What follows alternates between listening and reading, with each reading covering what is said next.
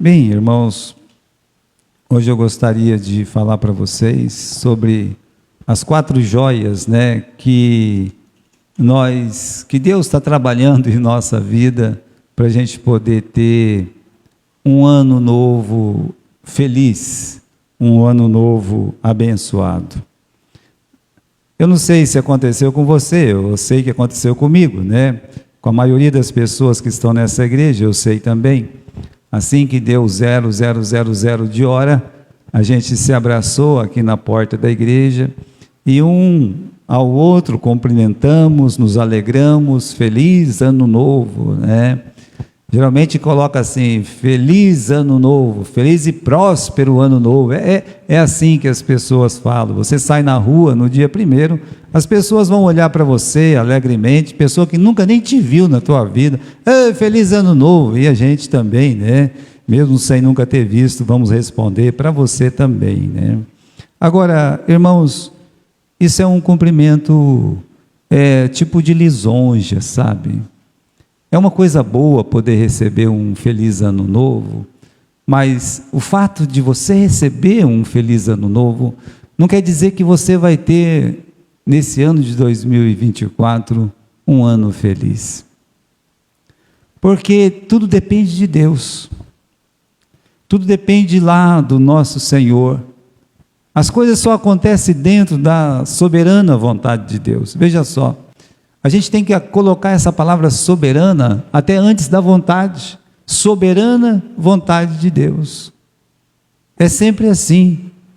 Por isso, o Tiago ensinando os irmãos a orar, se Deus permitir, amanhã nós vamos fazer isso, ou nós vamos fazer aquilo. Agora, existe a possibilidade de a gente poder ter um ano feliz, 2024 feliz, próspero, abençoado? Sim, com certeza. Na verdade, nós oramos para isso, nós estamos clamando a Deus, esse é o nosso objetivo, Sim, mas sempre, meus irmãos, com a ajuda do Senhor.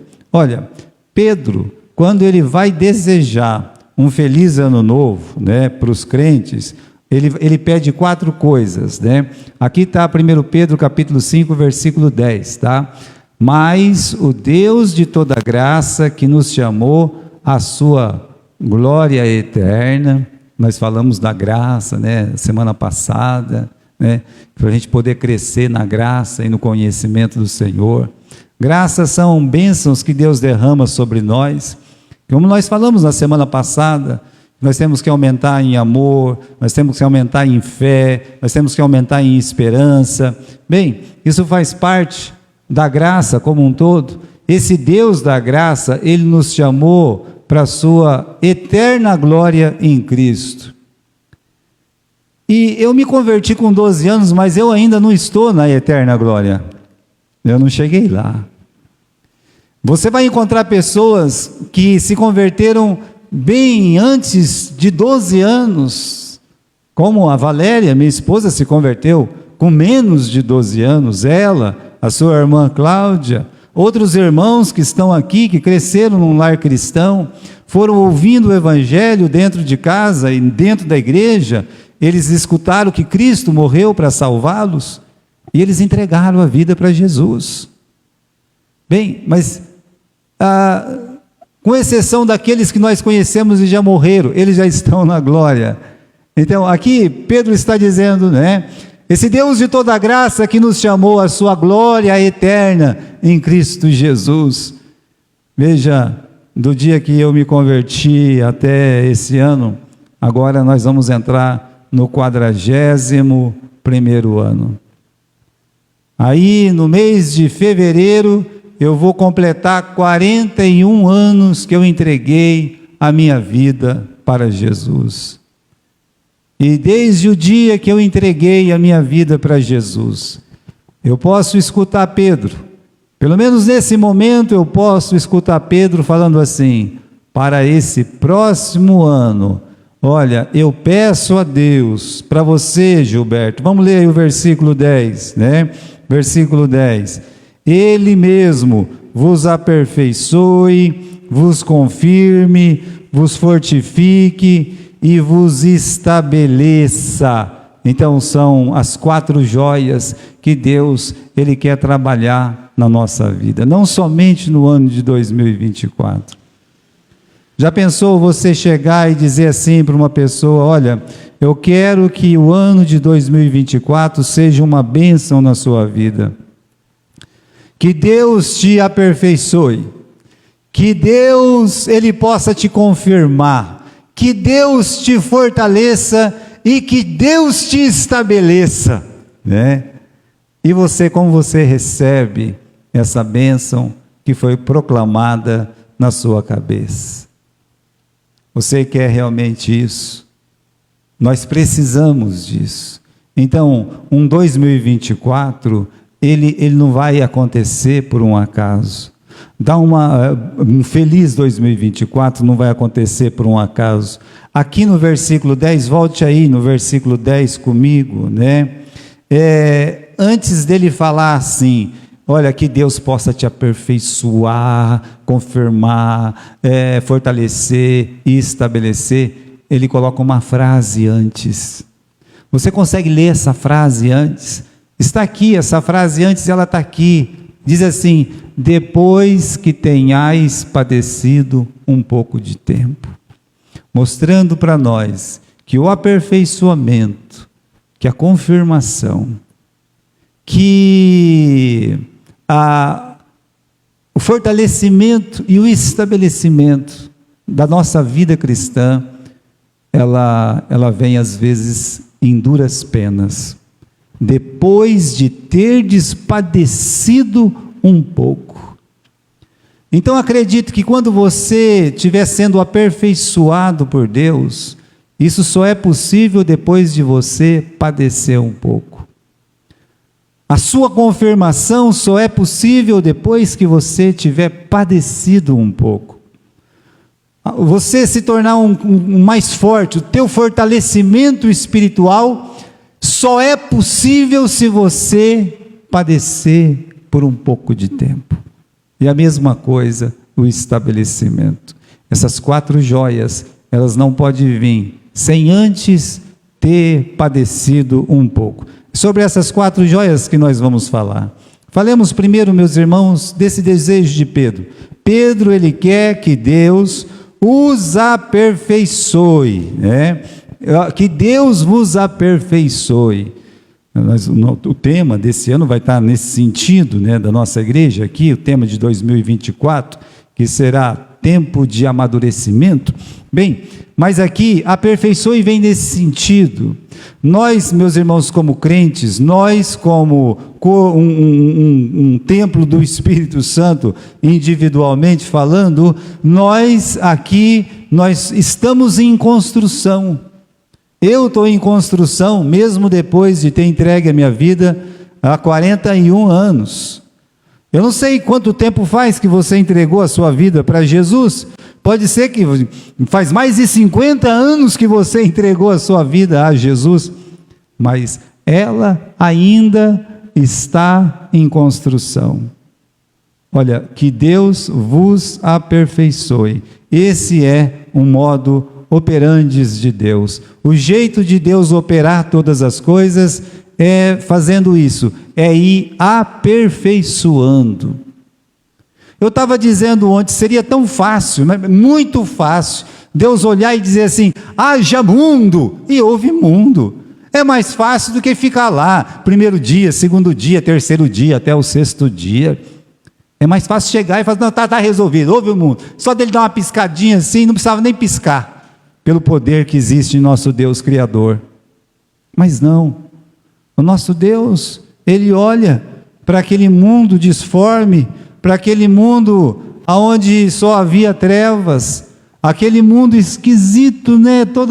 Criou Deus os céus e a terra, aquele negócio todo esquisito. Aí Deus olha e diz: haja luz, né? Deu uma aperfeiçoada naquela coisa estranha que havia a princípio. Haja separação aqui entre águas e águas, apareça a porção seca. Não é assim, já deu uma melhorada.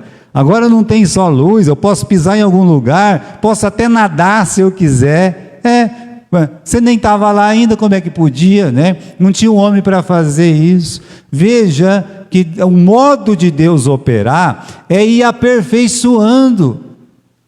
Agora, o mundo seria mundo só com terra e água, sem uma árvore sequer. O mundo seria mundo, não deixava de ser um mundo. Ah, pastor, mas é um mundo muito, muito feinho, né?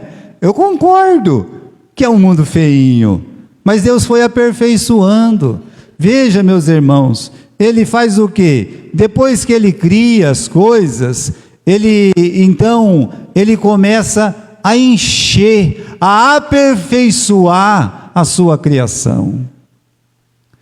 Ele, naquela porção seca, Ele planta grama, Ele coloca árvores, e aí no sexto dia ele cria até o homem, depois de ter criado todos os animais, para poder aproveitar aquela porção seca, gramada e cheia de florestas. Então Deus coloca os animais e depois nos cria.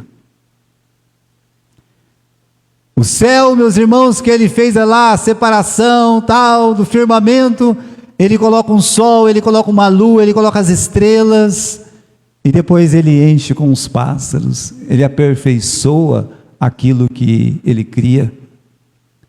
Os mares que Ele criou, podia ser só água, não ia deixar de ser mar. Os rios não deixariam de ser rios, se não tivesse um peixe lá dentro. Mas não tem só um peixe. É tudo muito lindo, é tudo muito bom, é tudo muito bonito, é uma perfeição.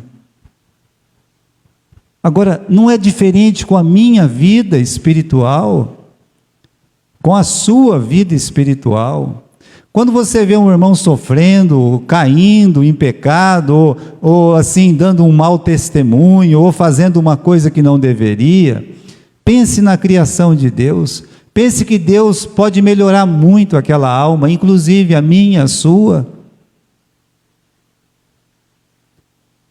Olha esse primeiro conselho que Pedro está dando.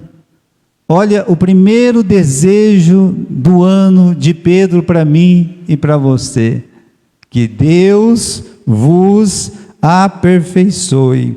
Existe um versículo ali muito lindo, no livro de Filipenses, capítulo 1 e versículo 6, que eu convido você para abrir comigo lá em Filipenses, capítulo 1 e versículo 6. Olha só, esse lindo verso que diz: eu estou certo, eu tenho certeza, o apóstolo Paulo está dizendo, que aquele que em vós começou a boa obra, a aperfeiçoará até o dia de Jesus Cristo. Olha, essa obra está sendo feita na minha vida, está sendo feita na sua vida. Paulo está dizendo, eu tenho certeza que aquele que começou a boa obra, meus irmãos, a boa obra é nos aperfeiçoar. Existe muita coisa na minha vida que precisa ser mudado. Existe muita coisa na nossa vida que tem que mudar, que tem que ser transformado. Tem muita mania ruim, tem muito pensamento terrível, tem pensamento de ódio, de mágoa, tem coisa ruim dentro de nós. E tem coisa ruim que nós fazemos com o nosso corpo. E Deus, Ele quer melhorar. Ele quer aperfeiçoar. É a sua oração para o irmão que você vê sempre, e que você pode até fazer uma crítica para ele, você pode até ter vergonha dele, é a sua oração, você diz para Deus, Deus, melhora ele, Senhor, dá uma melhoradinha nele, dá uma aperfeiçoada nele.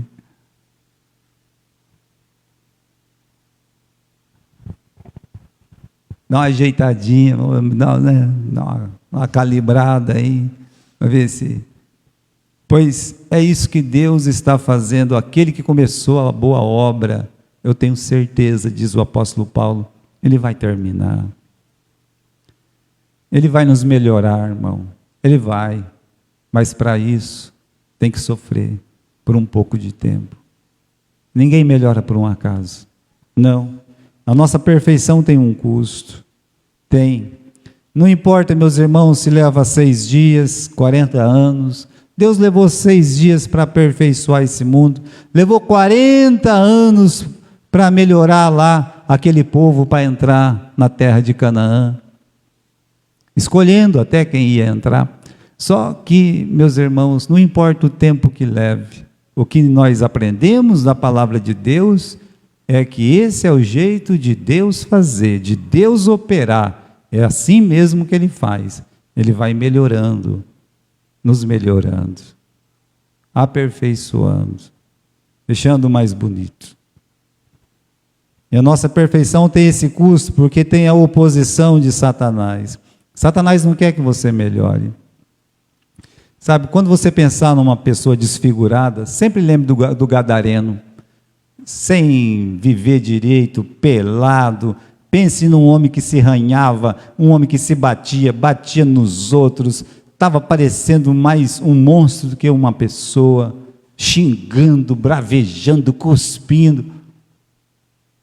É completamente diferente daquela imagem que Deus criou o homem, a sua imagem e semelhança. Aí Jesus foi lá, pegou aquele gadareno, salvou a alma dele. Ele já colocou uma roupinha nele. Ele já estava calmo. Ele já estava até querendo pregar a palavra. Veja, irmãos, é desse aperfeiçoamento que eu estou falando.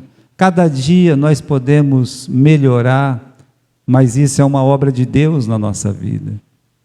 Para melhorar, às vezes tem que machucar. Não se sinta machucado por Deus. Não se sinta machucado por Deus. Se sinta aperfeiçoado por Deus. Até o dia de Jesus Cristo tem bastante tempo ainda. Satanás quer que você seja que nem o gadareno. E Jesus quer que você seja igual a ele. Tem uma briga boa aí. Mas essa briga, quem está brigando é Deus por nós. E Ele é vencedor. O nosso Deus não corre da rinha. Não é aquele Deus que vai se curvar diante do diabo. Pelo contrário. Por isso, Ele vai, meus irmãos, Ele está trabalhando, Ele está lutando por nós. Veja aquela passagem de Pedro.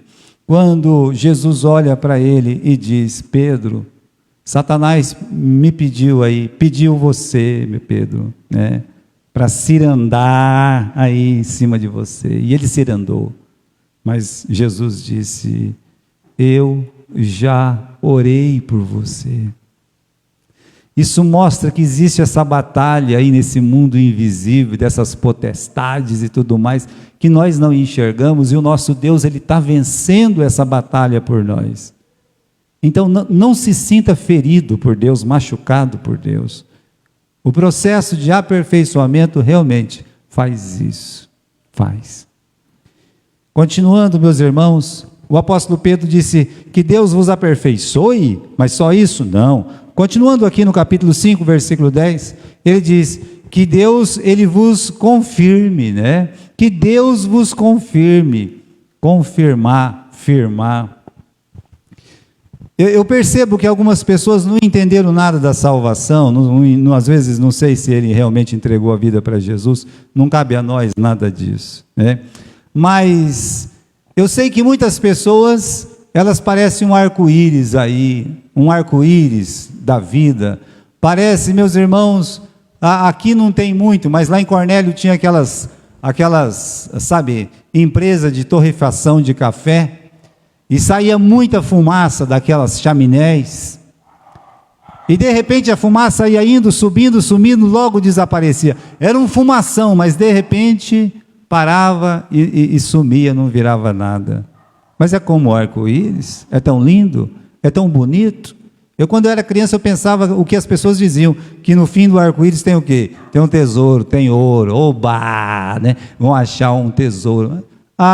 Quem tentar fazer isso nunca vai conseguir. Por quê? Porque não tem tesouro lá? Não, não é só isso, meu filho. É porque não existe. É uma ilusão de ótica. De repente, se você mudar um pouco o seu, já não vai conseguir vê-lo mais. Você não consegue pegar nele. Eu quero pegar. Não, você não vai conseguir pegar, não dá para pegar. Confirmação é a pessoa se firmar, sabe? É isso. Então, nossa vida espiritual deve estar bem firmada. Quando fala de confirmar, Deus quer confirmar a nossa fé, Deus quer confirmar nossas obras, Deus quer confirmar a nossa esperança. Deus quer confirmar a minha e a sua fé. Olha, a nossa fé, ela é firmada onde? É na rocha que é Jesus Cristo. Então tem que ser, meus irmãos. Se a tua fé é em Jesus, por que você ainda se baseia em pessoas humanas para continuar crendo, ou fazendo, ou trabalhando na casa do Senhor? Se a tua fé é em Cristo Jesus. Qual que é o problema? Confirmar é isso. Você não precisa ser confirmado pela vida do outro.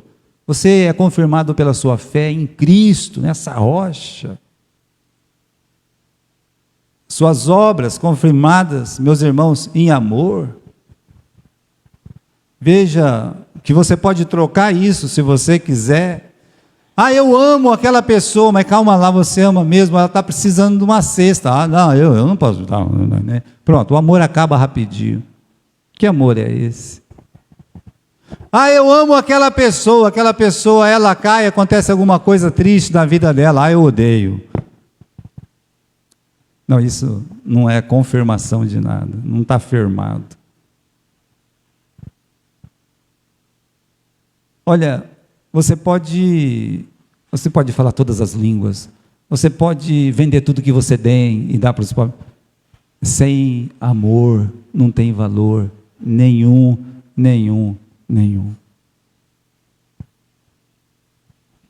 Que Deus vos confirme, que Deus possa confirmar a sua fé, que Deus possa confirmar o seu amor. Amor? E o que é amor? Tudo sofre, tudo crê, tudo espera, tudo suporta. Pode parar, pastor. Isso aí não dá para mim, não. Esse é o verdadeiro amor, que Cristo tudo espera de nós, tudo sofre por nós. Amor tipo Jesus. Não esse amor mentiroso, falso que tem por aí. Amor tipo Jesus. Então, confirmar ainda, você pode ver a esperança, né? A nossa esperança, meus irmãos, ela é baseada na palavra de Deus.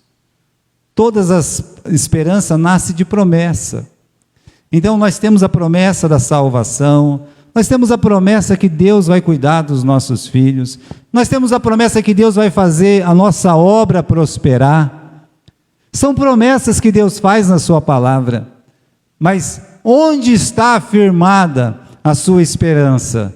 É na Bíblia mesmo? Ou porque você ouviu alguém falar e qualquer coisa que acontece você já desanima? Portanto, como é importante você ter a sua esperança firmada na palavra de Deus. Jesus disse: passa o céu, passa a terra, mas as minhas palavras não vão passar. Aí você firma na Bíblia, fica lá na palavra de Deus. Bem, que o seu ano novo Deus possa fazer o quê? Que Deus possa te aperfeiçoar, que Deus possa te confirmar, mas que Deus também, Ele possa te fortalecer, né? Muitas pessoas estão assim, firmadas, mas uma pessoa firmada não quer dizer que ela está forte. É como assim, pessoal? Não estou entendendo, mas é o que a palavra de Deus está dizendo. Veja só, existem muitos irmãos na igreja que eles se apresentam mesmo. Se chamar eles, eles vêm e eles se apresentam. Estou aqui, né? Eles comparecem, faz parte de grupos, eles estão ali trabalhando, lutando, sabe? Seja para oração, seja com criança, seja com adolescente, seja com jovens, seja, né? Estão ali, sabe? São soldados de Jesus. Eles podem estar vestidos com a armadura de Deus, né? Pode estar segurando aí escudos e espadas de salvação, da fé. Eles estão ali, mas irmãos, não quer dizer que ele está forte. A imagem que eu tenho de soldados pode ser aquele soldado que está segurando aquela espada, aquele guerreiro de Davi, que a espada colou na sua mão e ele não caiu diante dos inimigos. E está forte, aquele lá está forte, né? Mas aquele soldado que estava atrás do Saul, coitado daquele soldado, tinha um monte, todos eles batendo as perninhas assim, por quê? Mas eles não estão na guerra? Estão, né? Eles estão lá no monte para lutar? Estão. Mas o que está acontecendo com eles, que eles estão tremendo? Bem, eles estão com medo. Por que uma pessoa treme na guerra? Você já parou para pensar que a igreja é feita de bons soldados, mas em determinado momento do fronte ali, da batalha, quando a coisa começa a ficar cruenta, algumas pessoas começam a ficar com medo, e outras caem, outras desistem. E qual é o motivo? Por que a pessoa fica com medo? Soldados ali do Saul, com medo dos filisteus, foram os mesmos que venceram os filisteus antes e até depois, mas aquele momento ali, eles estavam com medo. Que fraqueza é essa? Veja, às vezes, quando nós escondemos alguma coisa, nós ficamos com medo. Muitos crentes, eles são crentes medrosos, porque esconde alguma coisa. Ou eles são crentes fracos mesmo, por quê? Porque não comeu. Mesmo Sansão, depois de matar 1000 filisteus lá, ele estava fraquinho, porque tinha que comer, tinha que beber uma água, se alimentar, ficar forte de novo.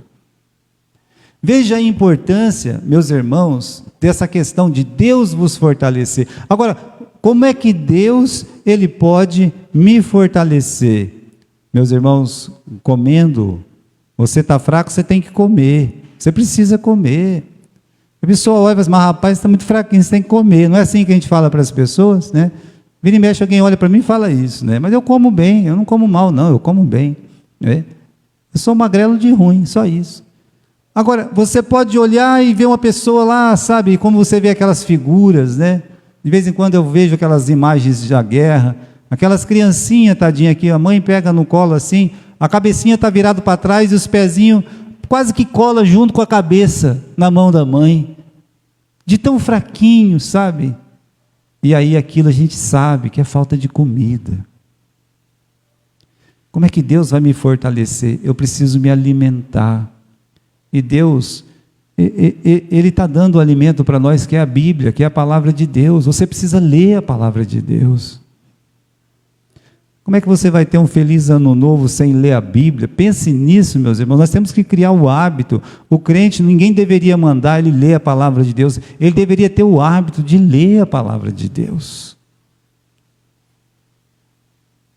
Mas ele não termina nisso, não. Ele não fala só isso, não. Porque, falando de fortalecer, né? Olha, você já ouviu falar da força dos crentes? Não ouviu? Não? Já ouviu falar da palavra de Deus? Como é que um homem consegue tapar a boca dos leões? Como é que homens conseguem abafar a força do fogo? Como é que poucos homens conseguem pôr para correr multidões e milhares? Esses homens, eles estão firmados, eles estão confirmados, eles estão se fortalecendo, eles se alimentam da palavra de Deus. Você vai ver esses homens vitoriosos na Bíblia, homens ou mulheres, eles tinham uma intimidade muito grande com Deus. Quer dizer que eles davam muito valor à palavra de Deus, ao alimento que é a Bíblia. Então, meu querido irmão, eu peço a você, né, você não vai ter um bom ano novo, um feliz ano novo, se você não se alimentar como você deve. E por fim, aqui, a última coisa que ele pede que Deus faça para esses irmãos nesse ano novo, ele diz que Deus vos estabelecerá. Deus vai vos estabelecer. Deus quer o nosso estabelecimento. Agora, quando a gente pensa em estabelecimento, está realmente firmado num local, né? Esse é o verdadeiro sentido da palavra estabelecimentos ali. Agora, Precisamos estar estabelecido. Preste atenção nesse versículo aqui, Salmo 92, 12. Você sabe que os Salmos, ele é um hino, mas ele também é uma oração. Quando você está lendo os Salmos, você está vendo uma pessoa conversar com Deus. E quando nós conversamos com Deus, nós estamos orando. Então o salmista, ele está conversando com Deus. E aqui no Salmo 92, vamos fazer o seguinte, vamos lá na Bíblia, em vez de ficar na tela, né? Vamos lá, Salmos capítulo 92. Na Bíblia sempre é melhor. Capítulo 92 e versículo 12, né? É muito bom louvar a Deus, é muito bom cantar louvores a Deus, né? Ele está falando isso aqui, aí quando ele chega no versículo 12, ele fala assim, o justo vai florescer como a palmeira, vai crescer como o cedro no Líbano, os que estão plantados na casa do Senhor, florescerão nos átrios do nosso Deus. O crente deve ser como essa palmeira, como a palmeira, né? Tem até um hino, um corinho, né? O crente deve ser como essa palmeira, o crente deve ser como os cedros no Líbano. Olha só, meus queridos irmãos, peça para Deus te estabelecer na sua igreja. Eu estava falando ontem, vamos pegar uma árvore, pegue, meus irmãos, uma árvore frutífera, pegue um pé de manga e plante ele no seu quintal. Aí quando ele está crescendo, se desenvolvendo, tira ele de lá. Eu vou tirar ele daqui, eu não gostei dele aqui não, eu vou aqui nesse outro quintal aqui, né? Aí põe o pé de manga no outro quintal. E aí quando o bichinho está lá se esticando todo para se desenvolver, não, esse quintal também não está bom não, eu vou para esse quintal aqui, parece que esse quintal aqui, ele é melhor. Quando é que esse pé de manga vai dar frutos? E se der frutos, para quem será?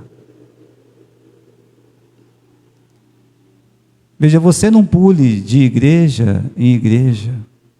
Peça para Deus te estabelecer na sua igreja. Olhe bem o que está escrito aqui nesse versículo. No Salmo 92 e versículo 13. Os que estão plantados na casa do Senhor florescerão nos átrios do Senhor. Sabe qual é a vantagem de estar estabelecido na casa do Senhor? É que você vai ver os seus filhos correndo nos átrios do Senhor.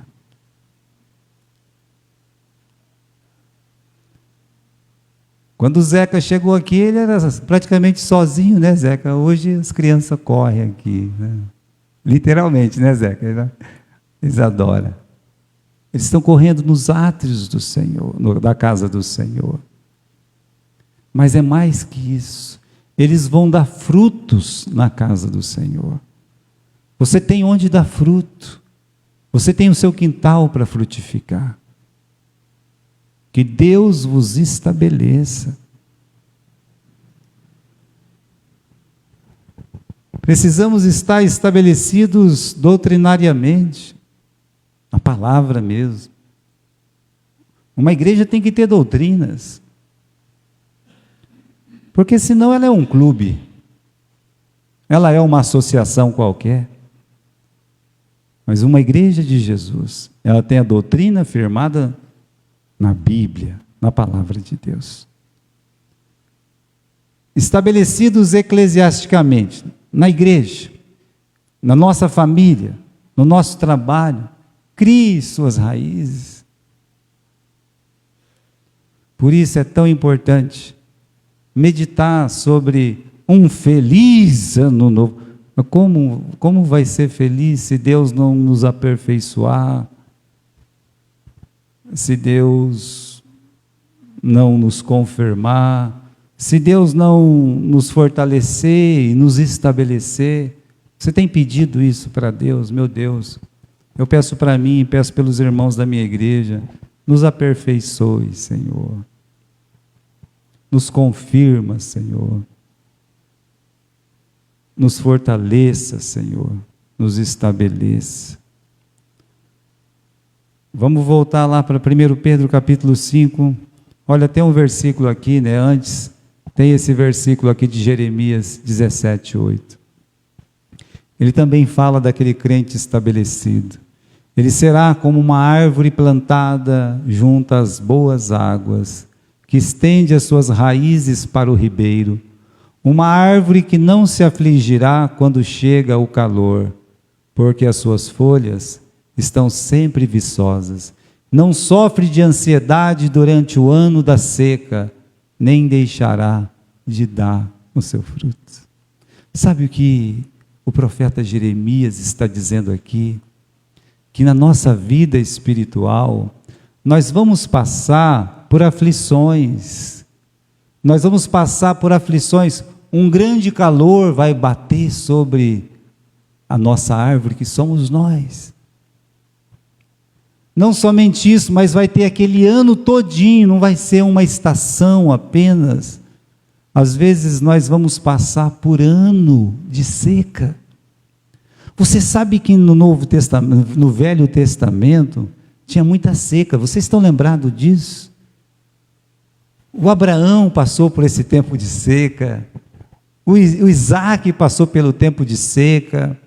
Olha, as 7 vacas magras ali da história de José são tempos de seca. E se você tiver que passar 7 anos de aflição, você sabe o que a palavra de Deus está dizendo aqui? Que esse crente plantado junto às boas águas, tem raízes firmes. Você está enraizado em Cristo Jesus, bebendo da água da vida que é Cristo, e você está sujeito ao calor, à aflição, a anos de angústia e sequidão.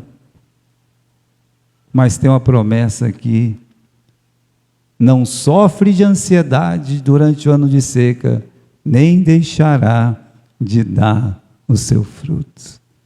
Achar uma maçãzinha ali, com toda aquela tristeza, angústia, vai ter alguma coisa ali para ser apanhado, ter um fruto ali. Então, irmãos, ninguém dá para prever como vai ser o 2024. 2 anos atrás o mundo estava mais calmo. Com essa guerra que apareceu lá, já começou o negócio a ficar. Agora parece que tem guerra, mais guerra. Então a gente não sabe o que vai acontecer. Mas a gente sabe que Deus, Ele quer continuar a trabalhar poderosamente na nossa vida. Como é bom ter Jesus. Como é bom ser do Senhor Jesus. E saber que Deus está nos aperfeiçoando, está nos confirmando, nos fortalecendo e nos estabelecendo. Sabe, o apóstolo Paulo, ele organizou muitas igrejas, e na sua primeira viagem, talvez foi o tempo que ele mais começou novos trabalhos, foi a sua primeira viagem missionária. E no fim dela, ele volta para as igrejas que ele plantou. E ele poderia olhar para aqueles irmãos e dizer assim: ora, vocês não vão mais ficar doentes, não vai ter mais problema financeiro aqui, só bênção sobre bênção. Sabe o que ele falou para eles? Atos capítulo 14 e versículo 26. É o nosso último versículo.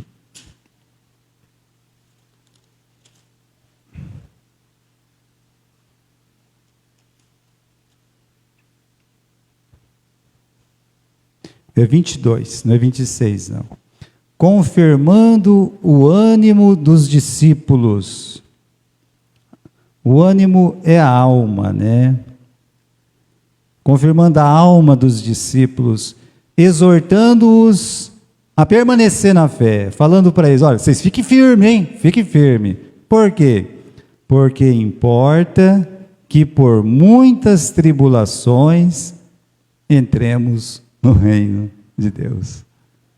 Assim, olha, até a gente chegar no reino de Deus, até sermos levados para a glória eterna, importa passar por muitas aflições, tribulações.